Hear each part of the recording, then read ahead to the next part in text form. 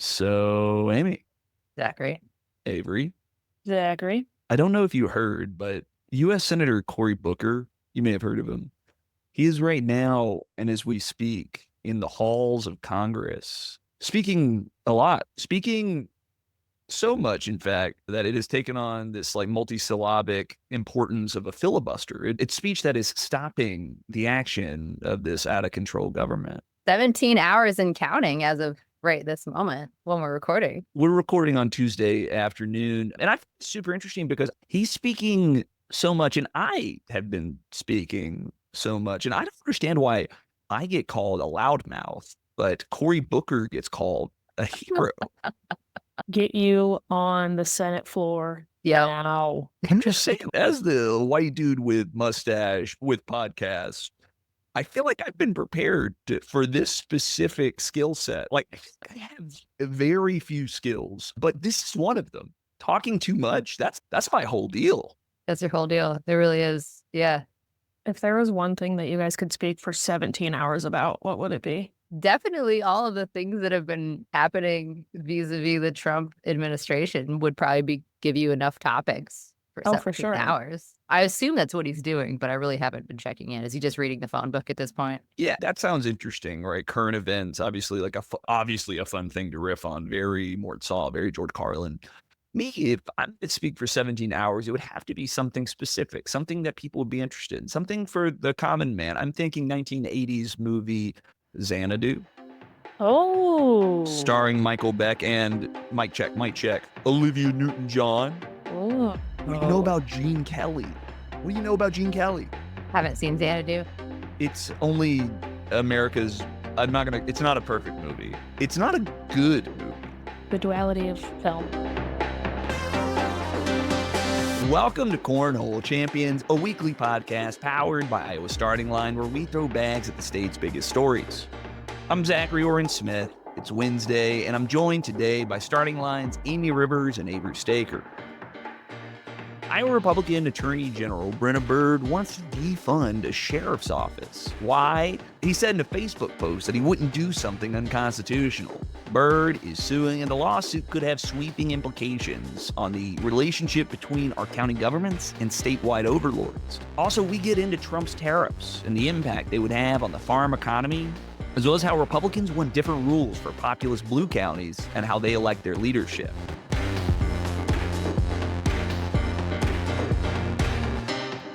That's coming up on Cornhole Champions. What's good? It's the second funnel week at the Iowa legislature. Next week, we'll get a look at which bills survived and which didn't. But in the meantime, I'm sitting here with Avery Staker, social media manager at Iowa Starting Line, and Amie Rivers, the newsletter editor at Iowa Starting Line. What's good, y'all? What's good? Another eventful week. Another eventful week, and we're recording this on Tuesday. We just learned that a major manufacturer in Amana, Iowa, announced a major layoff. Whirlpool plans to lay off 650 workers at the Middle Amana location effective June 1st. According to the statement, the layoffs are a reaction to consumer demand for the refrigerator appliances made there in Amana. There are 2,000 people employed at the site, and this is a cut of a third of that workforce. Amie, you do a lot of our labor coverage here at Starting Line. Is this something that you've seen? I just looked at the Warren site. That's the site where major employers have to let the state know if they're laying off a certain number of employees or more. And this is by far the biggest layoff this year. I think Geldwin is the only one that comes closer in Grinnell, and that was less than 300 workers. So losing 650 at one time, even if it's only a portion of its workers, that's still a huge hit. That's going to be a huge hit to Amana's economy. Obviously, these workers are now without a job and probably having to relocate to find similar work. This is going to be pretty devastating for that area. This announcement came just one day after there was a federal analysis looking at GDP growth by state. And Iowa was one of just two states that experienced negative growth in the final quarter of 2024. There are a lot of things that impact gross domestic product formulas. But one of them is the extent to which we have products that are generating income for our employers. It to some extent is a measure of how well our economy is doing quarter over quarter. And this is not a great sign. The Iowa Federation of Labor, AFL-CIO, called this move, quote, outrageous. Federation President Charlie Wishman pointed out that the company made $17 billion last year. But nonetheless, here we have this tremendous cut of their workforce in Iowa. Republicans just last year reduced the number of weeks that those employees will have to access unemployment benefits. So not only are these cuts coming down the pipe, but the benefits that used to be available to those workers when they're laid off are just that much smaller, which is, it really is just it's a really terrible blow to that community.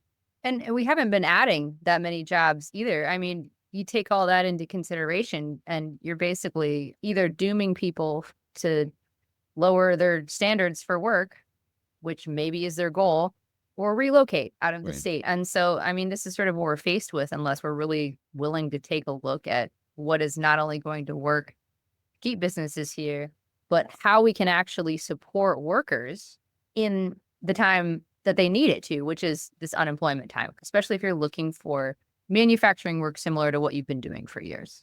And if you're a resident of Amana, there aren't 650 jobs that just fall out of the sky, right? This is, when we're talking about a layoff of this scale, we're talking about a tremendous renegotiation of the structure of the town, right? That's 650, that's potentially 650 households, that's 650 rent checks or owned homes, that's 650 trips to the grocery store. There's sprawling impacts that a layoff of this size has on a community. Yep. It affects everything. Yeah, absolutely. When these big layoffs happen at these manufacturing plants, the cities are going to suffer for a while.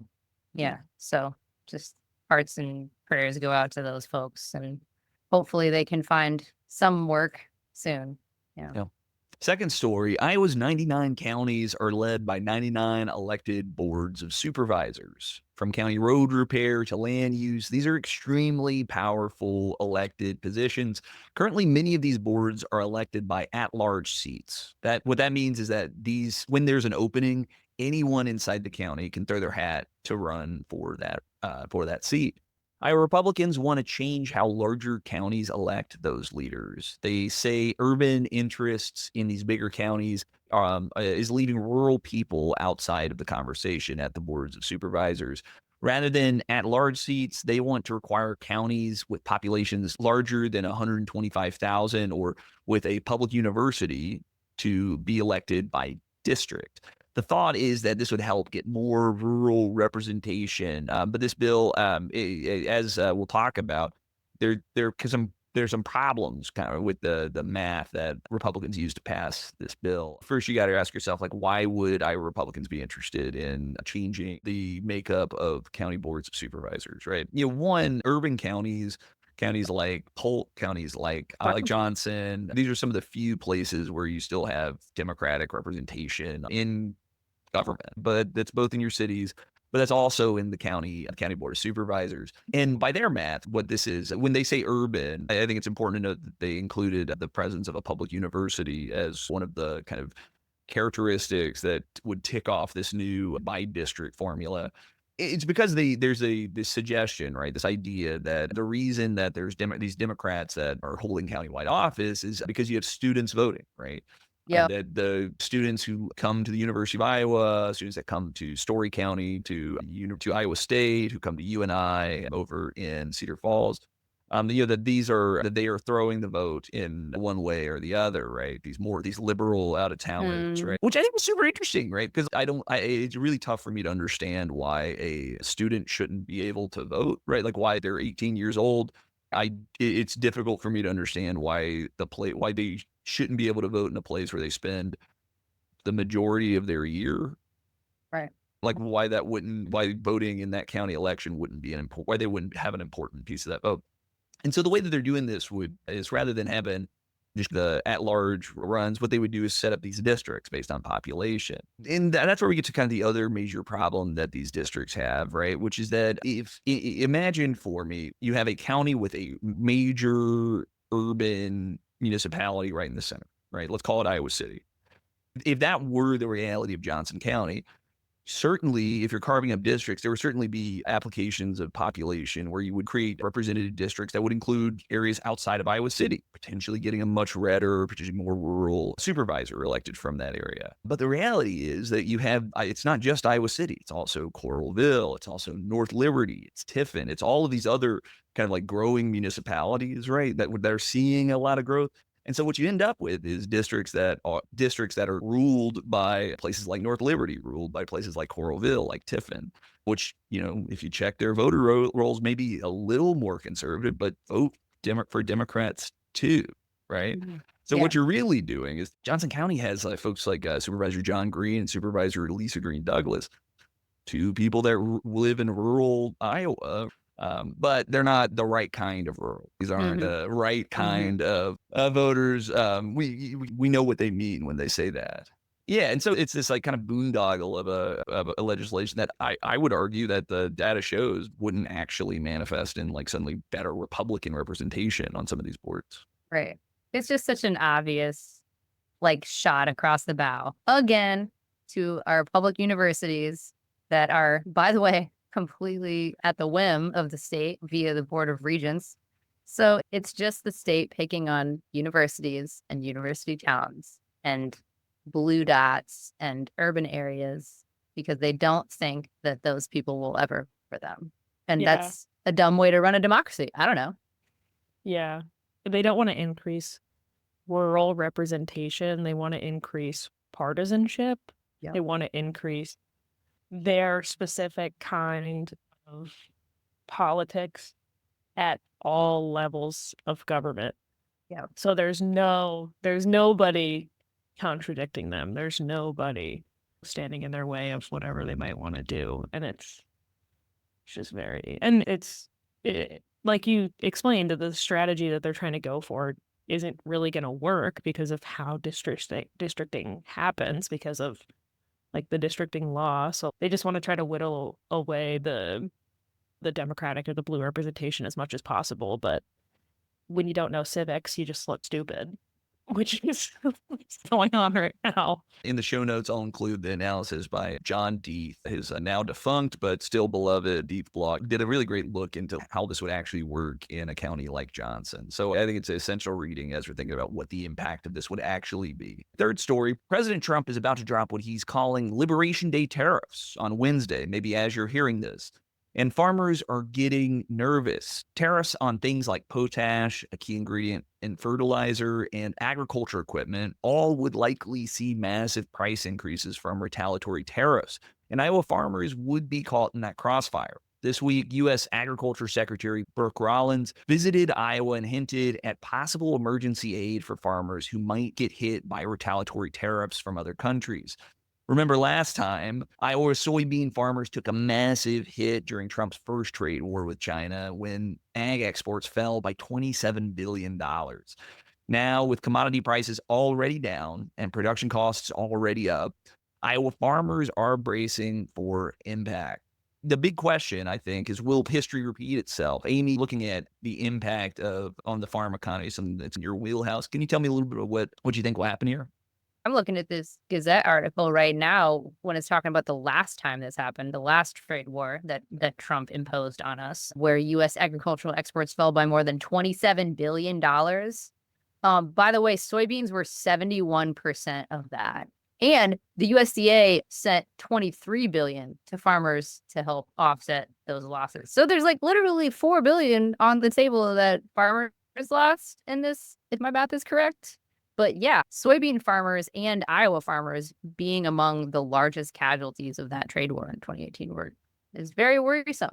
You still don't know. You still have to sort of wait for this all to shake out and how it's going to go. And then the retaliatory tariffs might not end, because if we impose tariffs and then they impose tariffs, are we going to impose more tariffs? And then where is that going to be drawn? Do you just take your losses at this point and not even put a crop in the ground this year? Is that where some farmers are feeling like they're at? It's a really scary time. And the Gazette article also said that they're still recovering from the 2018. That's not even, history is not even repeating itself. It's like they're dogpiling losses. They're dogpiling this impact. And That's important as well to know that we're still recovering from last time. Also, emergency aid is not supposed to be like a key to survival. Emergency aid is for emergencies. If you're constantly relying on like emergency protocols for things, you're not building any sort of sustainability or resilience.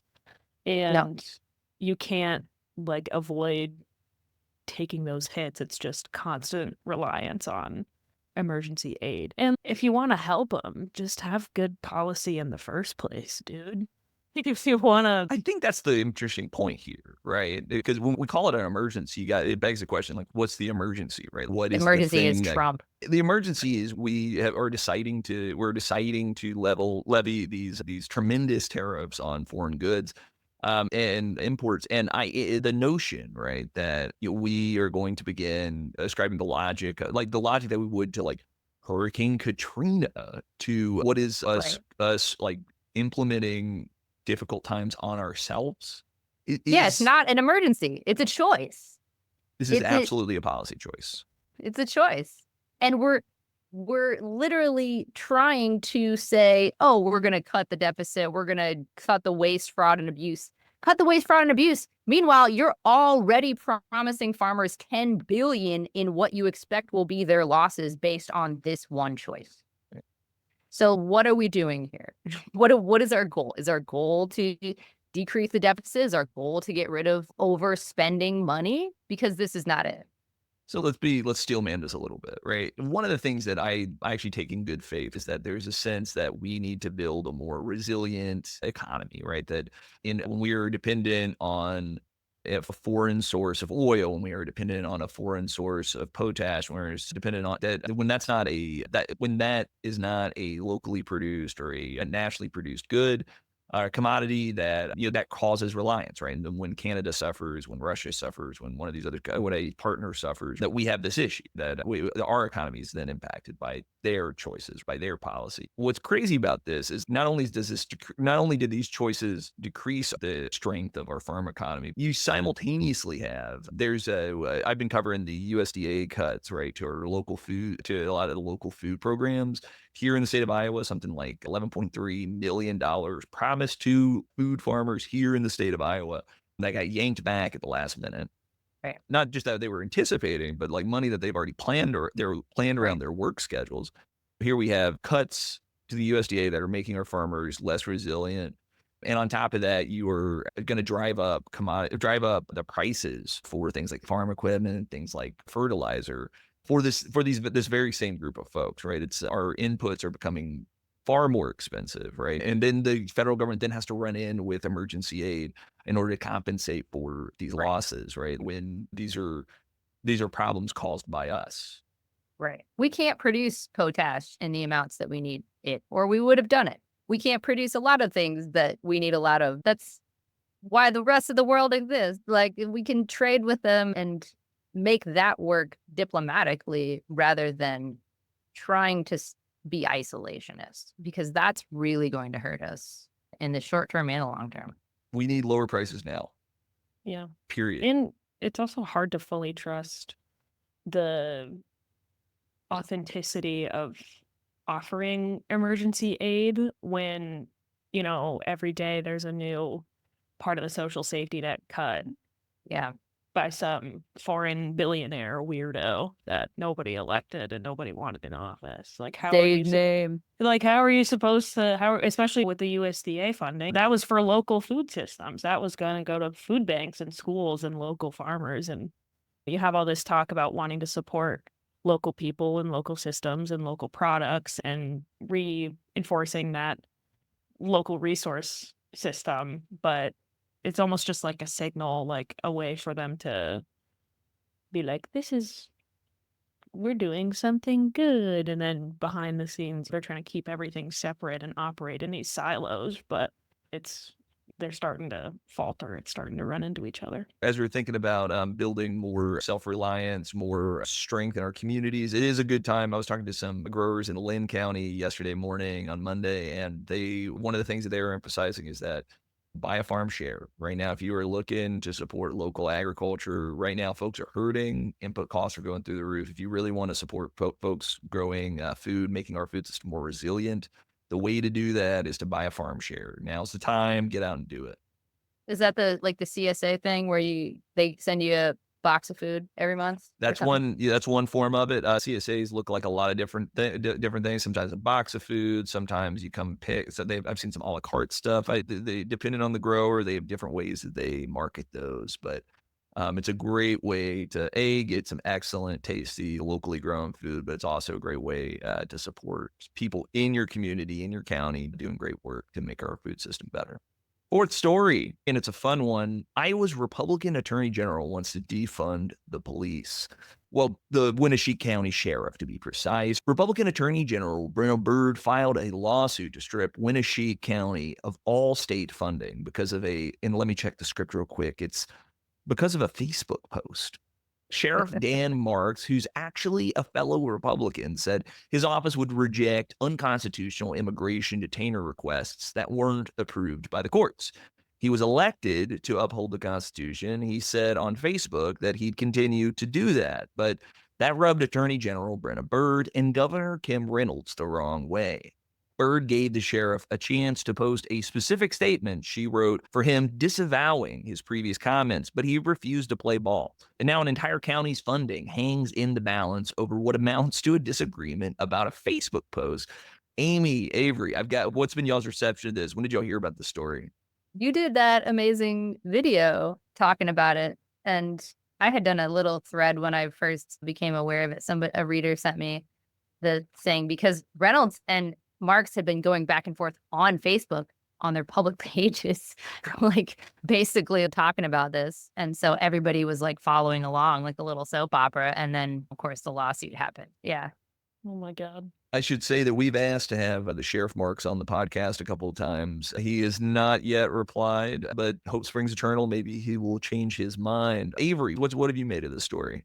Oh, my God. The thing that's so insane and crazy to me is that the original post doesn't even say, like, in the post he's not like disagreeing with like current immigration policy. He's not saying that the government is grossly mistreating immigrants, which they are in a lot of cases. He's just saying, if you don't have the right paperwork, I'm not gonna detain people, because there has been a trend of people being detained illegally with unofficial warrants and unofficial detainer requests. And these people are here legally. It's like students with visas. It's that sort of thing. And he just said, I'm not gonna do that, because that's probably a concern. Like maybe it was a concern that he was trying to address in his community. And again, he has detained people. Every request that the Winneshiek County Department has received since like 2018 they've fulfilled. They've been detaining people. He's just, I'm not going to do it if you don't do it legally. I think that's such an important point, because what you're talking about is Brenna Bird's own review of his office. The Attorney General's office conducted an investigation, and like you say, found that every single detainer request since 2018, 21 of them is the count, his office did comply with. He's talking very specifically about, if we're going to do this, it needs to be a valid request. Now, is this kind of like, we can't play fast and loose when we're talking about the rights of people in Winneshiek County.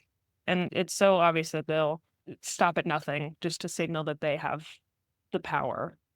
And if that's not like authoritarian, I don't know what is. It just feels very like the fact that they were like, you have to delete that post, and then here's a post to say, here's exact language that you should use to disavow that original. It's so like, oh, that feels bad to me. Do you know why it feels bad? It's because that's a category of protected speech. It's called compelled speech. The government cannot compel you as an individual to say something, right? That is not a constitutional action by the government. And the last time I checked, this is a popularly elected sheriff, right? Who's allowed to say whatever the hell he wants on Facebook within reason. Who, again, is a Republican who has been detaining people. He literally was just like, I don't want to do it illegally. He's like, I don't want to break the law. He's a sheriff. I feel like that's a good thing when the sheriff doesn't want to break the law. What a concept. Yeah. What a concept. Yeah. Also, a really interesting turn, and we've talked about this on the podcast before, of the Republicans before crying that they wanted local control. That was the most important. that you get down to where your community's at and you have your community elected leaders who know you and know what the community needs, and they enact what the community needs. And that used to be respected. And now it's not. Now it's just brazen. We'll respect it if you're doing what we want you to do. Otherwise, no, you don't get to do what you want to do, or you don't get to elect your own county supervisor how you want. This is all part of it. Right. Yeah, and this is not an ACAB guy. Or again, this is literally a Republican sheriff, right? This is someone who is trying to do the job he was elected to do. So it's just a stepping out of line thing. Like when Reynolds primaried all the Republicans that didn't want to vote for private school vouchers. I think that's a really important tie-in, because what this is doing is she's going to yank the funding out from this entire county, right, based on this Facebook post that they didn't care for. And what will it signal, right? If this goes through, if this lawsuit is successful, just putting a pin in like what the impact that Winneshiek County losing all of this state funding will have, right, on the people that get assistance from the county government. What will happen to rock roads? What will happen to any of the sprawling things that the county government's involved in? What will that signal to the next county elected that thinks that they might step out of line, right? It is a signal, right, about power. Yeah. We're seeing it at the federal level and the state level now. Yeah. Signaling power and signaling influence over what's actually helpful. There's some part of me that has a small c conservative, right? Like I believe in institutions and I believe in the power of institutions to be able to do big work, right? I do think that one of the challenges that this has is it kind of goes after the question of an elected official's ability to pursue what they believe is a constitutional order. For a cornhole matchup this week, I wanted to take a trip to Winneshiek County. Remember that this county elected Sheriff Marx, and I wanted to hear a local perspective on this issue, why they elected him and why they have some trouble with the AG's recent lawsuit. That's coming up on Cornhole Champions.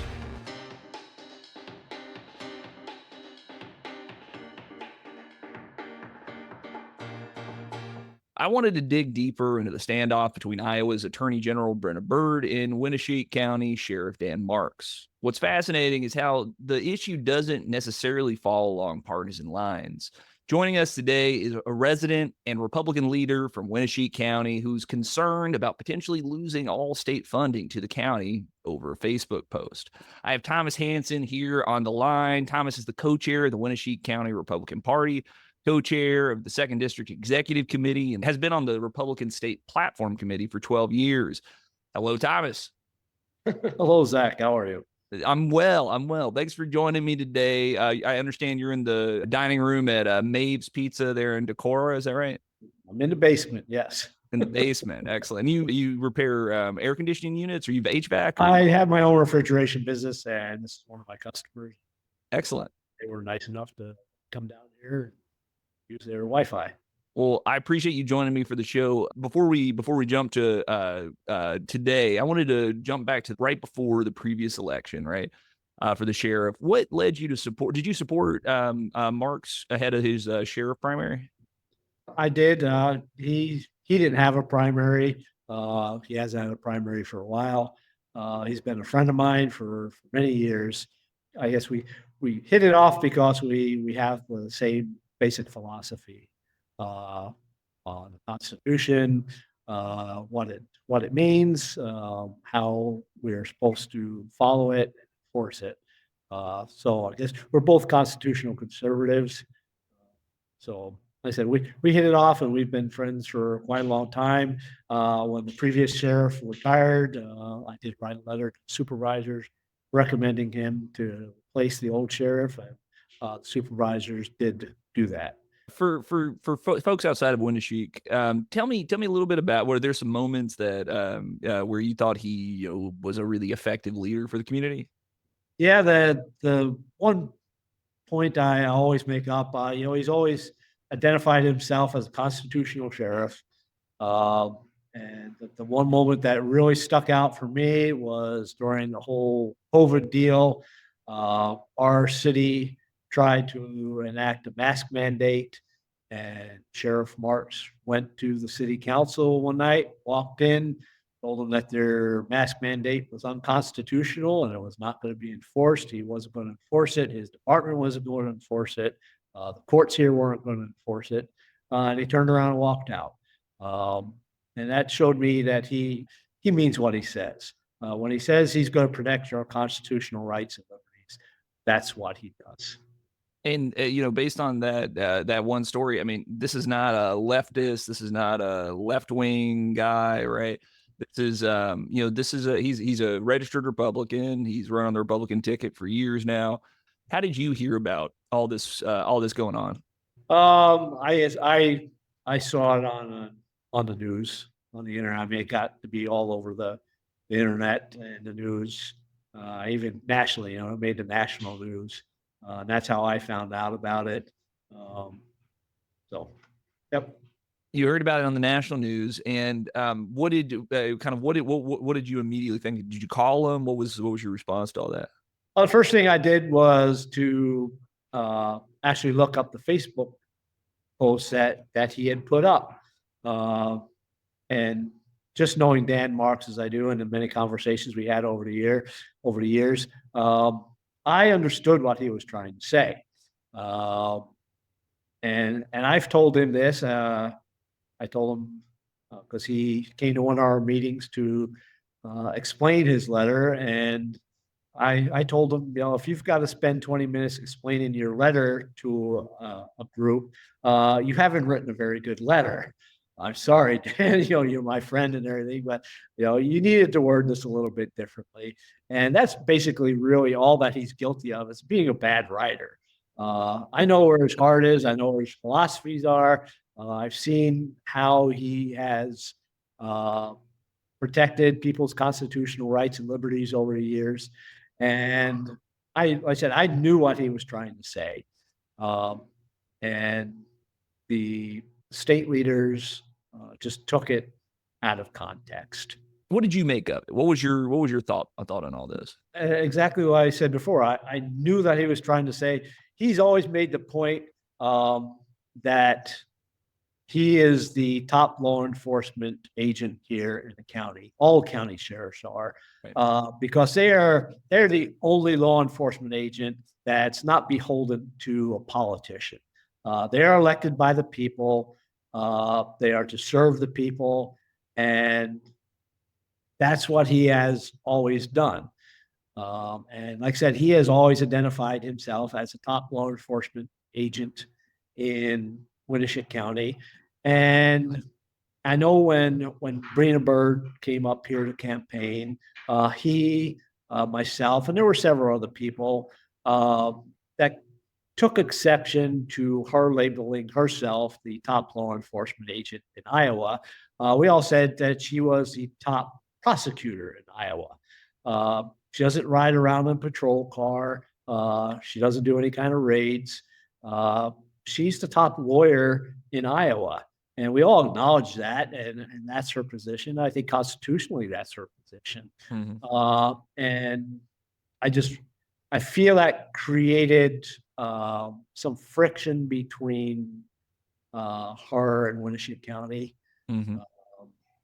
Just that the people here held that position, that Dan was the top lawmaker in Iowa and she was the top prosecutor in Iowa. Right. Whether that has anything to do what's going on now, I don't know. Yeah. But like I said, it boils down to, like you said, they've issued 21 detainers. He's honored all 21 detainers. So the government's been doing it the right way. So I don't think that's an issue here. Right. And he took down the post like she requested. The only issue left was that she wanted a retraction printed, and she wanted her words in the retraction, him to sign it, and he took exception to that. And like I said, that's bringing someone to court to me for being a bad writer, and I don't think that's appropriate. I don't see any laws having been broken here. Right. Yeah, I think that's a super interesting point, right? This factors down to him just being, it has nothing to do with the actions of his office, right? He went after all 21 of those detainer orders, that it comes down to him being the letter, which is super interesting. Thomas, will you tell me a little bit about, I understand that you've, in addition to being concerned about this lawsuit, right, and the potential for, all sorts of, the state defunding Winneshiek County, that's a serious concern, I think, for folks coming to this story, right? If a judge sides with the state in this lawsuit, that there could be some serious funding loss. There's been much conversation within the community about what could happen if this lawsuit goes through. It would be devastating to the county to lose state funding over, like I said, someone being a bad writer. I know there's remedies to that, but that would require the county to take the state to court to try to get a injunction or a restraining order. I said I don't see that as a very good remedy, especially since if you want to take it literally, what she's doing is funding all the emergency services here in Winneshiek County, including the police. So yeah, I have a real concern with that. I don't think it's an appropriate thing to do, even if he is found guilty. I don't think that's an appropriate remedy. Bringing us outside the lawsuit just a little bit, we're in the middle of the Iowa legislative session. I understand there's a bill that you've been tracking pretty closely. Can you tell me a little bit about that? Yeah, there's a bill, House File 946, I believe it is, that wants to put actual jail time, make this a felony, and put 5 years of jail time on a charge like this. And again, I'll explain to you what I feel about politics here, which I've always stated and I try to get across to people. I've always said that there's two political parties that run for office. One believes the government is our servant. The other believes government is our master. The people that believe government is our servant, yes, they will sacrifice their lives, their fortune, and their sacred honor to protect the constitutional rights and liberties of we the people. The ones that believe government is our master, they will sell their honor for a fortune to improve their lives, and they're willing to trample on the rights and liberties of we the people to get there. And what I see with the sheriffs is, as I stated, they are the only law enforcement agent in the state that's elected by us. We have the right to hire and fire them, whether we think they're doing an appropriate job or not. I see this as an intrusion by the people who believe government is our master to put their fingers into the last vestige of the power we the people have. Like I said, Dan's guilty of being a bad writer. If you're going to throw him in jail for 5 years over that, that's beyond the ridiculousness of taking away the county's funding. If we had just met on the street and I'd heard your kind of frame there, that there's one party where government's the master and one party where government is the servant. Thank you. I would have thought he's talking. He's got a Trump hat on. He's saying the Democrats are the ones with the party where government's the master, Republicans the party with government's the servant. But we're talking about we're a deep red state. We've got Republican statewide officials that are enforcing this action. How are you making sense of this moment? How are you making sense of this story? I don't think it makes sense. I mean, that's why I'm trying everything I can. I hope this just goes quietly away and everybody realizes, like I said, this was just being bad writer. And okay, he has followed the law. He hasn't broken any laws. Let's move on from here. It's in the rearview mirror. Let's go ahead. If he breaks the law in the future, yeah, okay, I can see, going after him, but he hasn't broken the law. And he's not encouraging his office to try to interfere anyway. His position has always been with any of the citizens of Winneshiek County. If you have someone show up on your doorstep that's posing as a federal agent, someone from the IRS, you have doubts about that, call him and he will check it out, make sure it's legit, which I don't see anything wrong with that. Like I said, that's just part of protecting our rights and liberties as citizens. I mean, would you characterize it as them overstepping, or how are you making sense of the actions by statewide officials in this case? Like I said, I've previously explained to you, I think this is an attempt for those that believe government is our master to take away the last vestige of some of the protections that we, the people, have in having an elected sheriff that's beholden to nobody but us. I said, breaking the law, he goes out, does something illegal. Yeah, he gets prosecuted like everybody else. But on something, like this, like protecting our constitutional rights and liberties, the county sheriffs are kind of a wall between we, the people, and an overbearing government. Thomas, one of the things, as a kind of ender thing, I think it's really important. Anytime I grew up in local news and find a lot of meaning in these stories, right? And the question for me, anytime a local story becomes a statewide story, anytime this local story becomes a national story, it's like, what is it that we need to learn from it? Is like, that's kind of in the back of my brain. It's like, what do I, as a reader, need to take away from this? How does this impact my life? What do I learn from this story? And like, from your vantage point, right, sitting there in Winneshiek, what do you think the message is here? What do you think the story is here that folks outside of the county ought to be taken away from this? The message is the same message I've been preaching for years. The voter has to stop being lazy. They have to stop being apathetic. They have to stop just reading headlines and making their decisions upon that. They have to be an informed public. I know when Alexis de Tocqueville came over here in the 1830s, that was the thing that impressed him the most. He said you could go on any street corner and everybody would know what was going on in politics in their town, in their state, in the nation. That impressed him greatly when he came over here and made his trip around America. Everywhere he went, he said people were like that. He was amazed at how literate people were over here in America as compared to over in Europe. He called the people over Europe as uneducated compared to Americans. And we have gotten away from that. Like I said, we see a headline.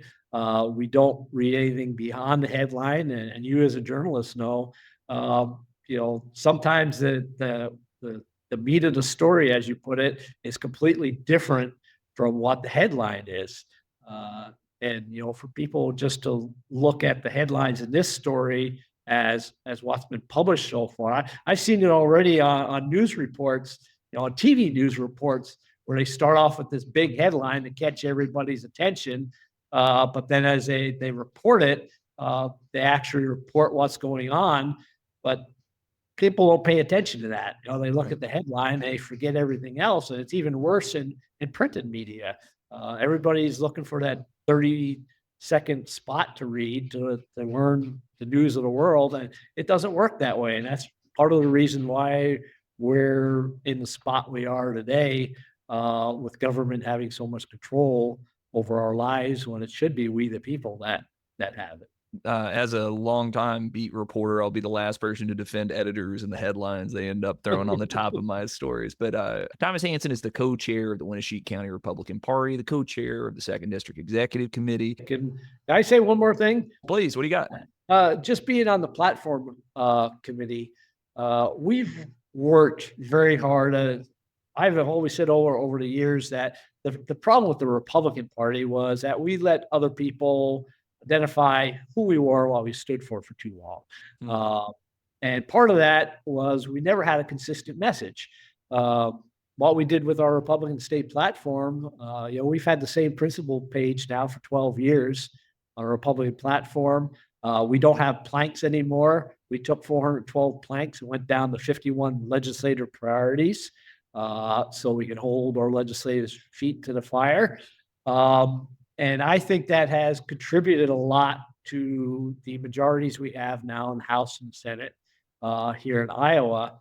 And I would hate for us to let something like this, to me, it makes us look foolish. And I wish we wouldn't do things like this. I wish we would stick to the issues at hand. There's a lot of other stuff that people want done. They want a curb on the governor's emergency powers, so we don't go through what we did last time. And we need to do stuff like that. Stuff that actually people want done. Stuff like eminent domain. We keep putting that on the back burner, and people expected us when they elected Republicans to do that kind of stuff, and when they see us doing this kind of stuff, I think that's damaging to us, and that's why I think we just kind of need to cool it on this. Like I said, it's in the rearview mirror. There was no laws that were broken, in my opinion, and we should move on and get done what the people want us to do, because the tide can turn against us if we don't do what we've promised to do. I don't know how long you've covered politics. I've been in it for almost 50 years now, and I keep seeing this pendulum swing back and forth between the two parties, and that needs to stop.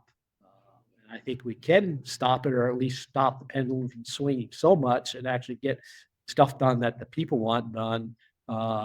If we stop, to me, this is grandstanding. You have an election coming up in 2026, and I look at it as just grandstanding, as a way to get their name out there further, and so you can beat your chest and say, yeah, this is what I've done.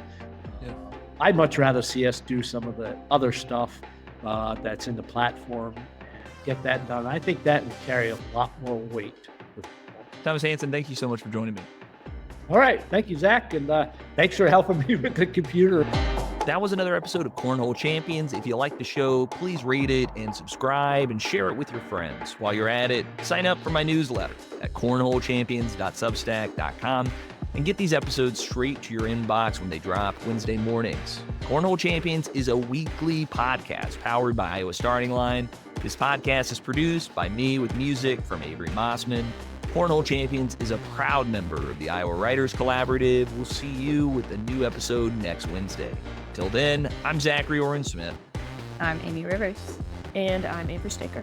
Thanks for listening.